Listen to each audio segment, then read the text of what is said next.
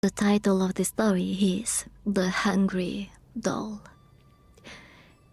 In the quiet village of Greymoor, nestled between rolling hills and thick forests, there was a tale whispered among the children, a tale of a doll unlike any other. Morgana is scratching. The story was simple yet terrifying. Beware the hungry doll, they would say, a small porcelain figure with wide, staring eyes and a mouth that seemed too big for its face. Oh my. The doll, it was said, came to life at night, feeding on the souls of those who dared to neglect it. Sophie had always loved her dolls. She had a collection of them, each one carefully placed on a shelf in her room, their dresses meticulously arranged, their hair combed and braided. Her favorite was a rag doll with button eyes and a soft, stitched smile. But that changed one day when a package arrived from a distant relative, an aunt she had never met, who lived far away in a place Sophie could hardly remember. So basically a stranger? Inside the package was the hungry doll.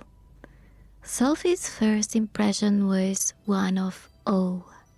The doll was exquisitely crafted, with a dress made of the finest silk and hair that shone like spun gold. Its porcelain face was delicate, almost lifelike, with wide, glassy eyes that seemed to follow her every move.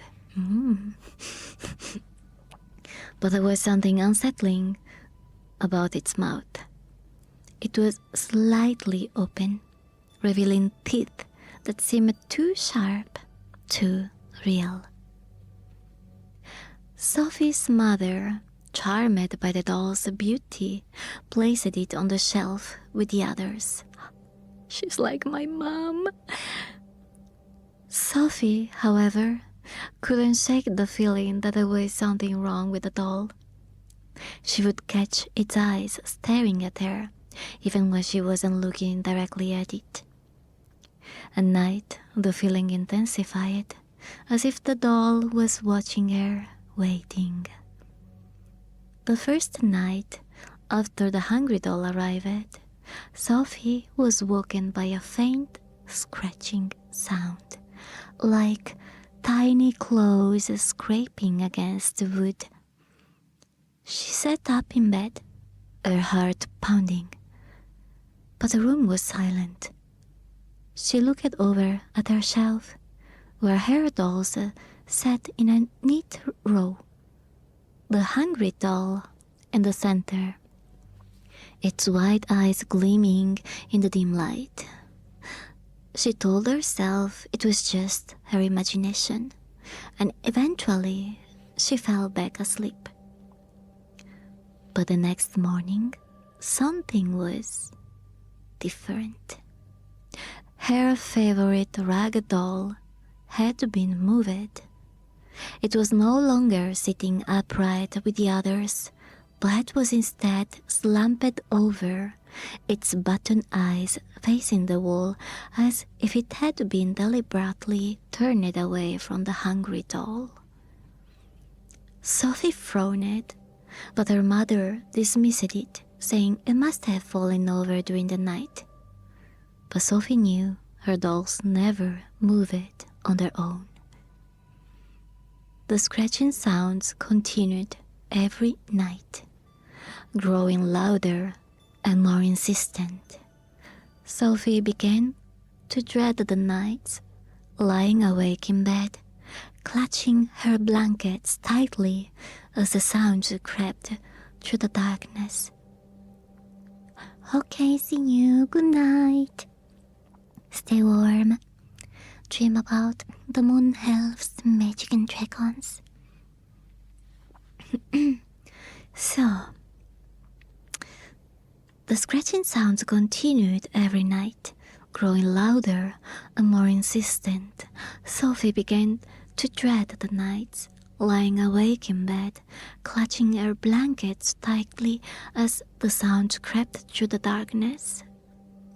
She started to notice other changes too. Her dolls were often found in different positions, their faces turned away from the hungry doll, as if they were trying to escape its gaze. Sophie tried to ignore it, but the fear gnawed at her. She began to feel like a prisoner in her own room, unable to escape the doll's watchful eyes. She tried to move the hungry doll to a different shelf, but no matter where she placed it, its eyes seemed to follow her, always watching, always waiting. One night, Sophie awoke with a start, a cold sweat clinging to her skin. The room was deadly silent, the air thick with an oppressive stillness. She felt a presence in the room, something dark and malevolent. Slowly, she turned her head towards the foot of her bed, and there it was, the hungry doll, standing on her bed, its wide eyes gleaming in the moonlight that filtered through the curtains. The doll's mouth began to open slowly and deliberately, revealing sharp, needle-like teeth that gleamed in the dim light. Sophie's breath caught in her throat, her body frozen with fear. She wanted to scream, to run, but her limbs wouldn't obey her. The doll began to move, crawling up the bed, its tiny hands clutching the blankets as it drew closer. In a voice that sounded like the rattling of dead leaves, the doll whispered, "I'm hungry."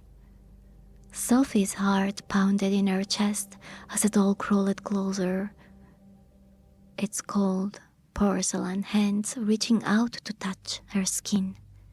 She felt a sharp pain as the doll's teeth sank into her, not tearing fresh flesh, but something deeper, something more vital. It was as if the doll was draining her very life force, consuming her essence with every bite. Her vision blurred, and a wave of exhaustion swept over her. The room grew darker, the world fading away as the doll continued its feast. Sophie tried to scream, but no sound came out. The last thing she saw was the doll's wide, staring eyes filled with an insatiable hunger.